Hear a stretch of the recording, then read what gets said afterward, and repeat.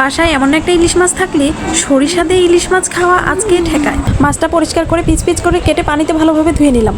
এখন কড়াই তেলের মধ্যে পেঁয়াজ কুচি দিয়ে বাদামি করে ভেজে নেব। মা বলল লবণ হলুদ মিশিয়ে ইলিশ মাছ ভেজে দিই। আমি বললাম না, আজ আমি সরিষা ইলিশই খাবো। ব্লেন্ডারে সরিষার সাথে জিরা ব্লেন্ড করে নিলাম।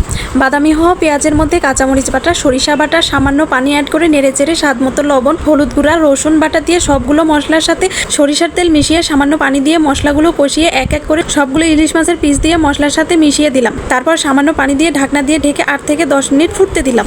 ঝোল ঘন হয়ে এলে নামিয়ে ফেললাম। ঝটপট রেডি হয়ে গেল আমার সরিষা ইলিশের রেসিপি। সরিষা ইলিশ হলো ইলিশ মাছের এমন এক রান্না যেখানে সরিষা বাটা ও সরিষার তেলের সাথে মাছের নিজস্ব ঘ্রাণ ও স্বাদ আরো বেশি উজ্জ্বল হয়ে ওঠে। বর্ষা দিনে দুপুরবেলা গরম ভাতের সঙ্গে সরিষা ইলিশ থাকলে আর কিছু দরকার পড়ে না। সরিষা ইলিশের স্বাদ শুধু বাংলাদেশে নয়, পশ্চিমবঙ্গেও সমান জনপ্রিয়। বহু বছর ধরেই বাঙালি বাড়িতে উৎসব, অতিথি আপ্যায়ন বা মন খারাপের দিনে সরিষা ইলিশ হয়ে উঠেছে এক অবিচ্ছেদ্য অংশ।